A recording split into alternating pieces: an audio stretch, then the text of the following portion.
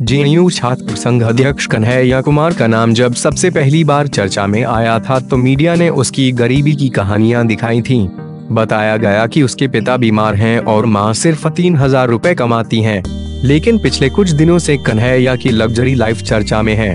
1 महीने के अंदर उसकी जिंदगी बदल चुकी है। अब वो कहीं भी फ्लाइट के बिजनेस क्लास में आता जाता है और लेटेस्ट आईफोन रखता है। जेएनयू में एक करीबी एक सूत्र ने हमें उसकी नई लाइफ स्टाइल के बारे में सिलसिलेवार ढंग से कुछ बातें बताई। कैसे बदल गई कन्हैया की जिंदगी? हमारे सूत्र ने बताया कि जेल से छूटकर आने के बाद भी वो एक आम छात्र नेता ही था। बस मिलने जुलने वालों की संख्या बढ़ गई थी। लेकिन 22 मार्च को राहुल गांधी से हुई मुलाकात ने कन्हैया की जिंदगी को बदल दिया। राहुल गांधी के साथ करीब 1 घंटे चली मुलाकात में क्या बात हुई ये टॉप सीक्रेट रहा। कन्हैया के साथ उसके संगठन AISF के अध्यक्ष सैयद वलीउल्लाह कादरी और सेक्रेटरी विश्वजीत और जेएनयू के 2 सबसे भरोसेमंद लोग थे। किसी ने बाहर आकर राहुल गांधी के साथ हुई बातचीत के बारे में बात नहीं की। अगर किसी ने पूछा भी तो कह दिया कि राहुल गांधी ने समर्थन देने के लिए बुलाया था। लेकिन यह सवाल सबके मन में था कि सिर्फ समर्थन देने के लिए 1 घंटे तक मुलाकात कैसे चल सकती है। तस्वीर में बाएं तरफ पॉकेट में हाथ डाले खड़ा शख्स सलमान निजामी है।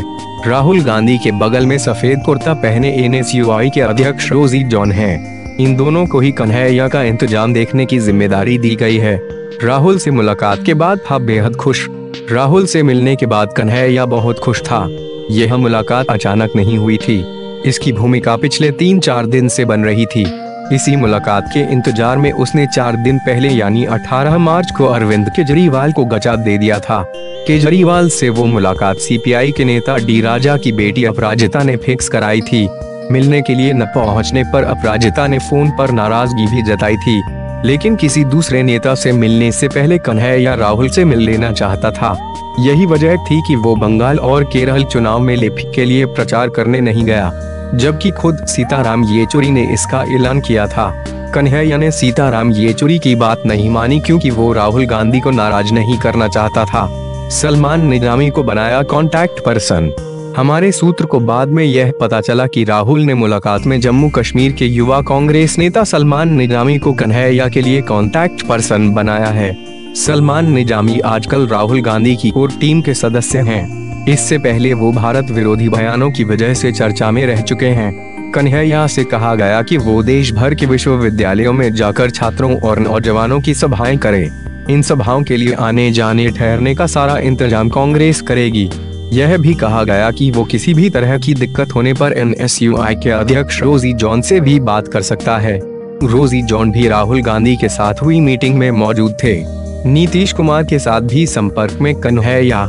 सारी हलचल के बीच वो बिहार के मुख्यमंत्री नीतीश कुमार के भी संपर्क में रहा। उनसे कई राउंड फोन पर बातचीत भी हुई। इसी महीने की शुरुआत में कन्हैया को नीतीश कुमार की तरफ से कुछ रुपए भी मिले। ये पैसे सीधे दोनों के अकाउंट के बीच ट्रांसफर नहीं हुए बल्कि जान पहचान वाले दूसरे लोगों के जरिए भेजे गए। इन्हीं पैसों से कन्हैया ने अपना पुराना फोन बदलकर पसंदीदा आईफोन खरीदा। कन्हैया के बिजनेस क्लास से सफर की कहानियां अब अखबारों में भी छपने लगी हैं। एक गरीब छात्र के बिजनेस क्लास से सफर की कहानियां अब अखबारों में भी छपने लगी हैं। कन्हैया के पुराने साथी हैं नाराज हैं। लेपी छोड़ कांग्रेस के साथ खड़े होने की वजह से जेएनयू में कन्हैया के कई पुराने साथी नाराज हैं। अभी कोई खुलकर कुछ नहीं कह रहा है, लेकिन उन्हें लग रहा है कि कन्हैया असली मुद्दों से भटक गया है। हालांकि कन्हैया ने सबसे यह कह रखा है कि वो राष्ट्रीय स्तर पर मोदी विरोधी मोर्चा बनाने के लिए काम कर रहा है। इसके लिए कांग्रेस का सहयोग लेने में कोई बुराई नहीं है, लेकिन उसकी लग्जरी लाइफ स्टाइल उसके बहुत से साथियों को खटक रही है।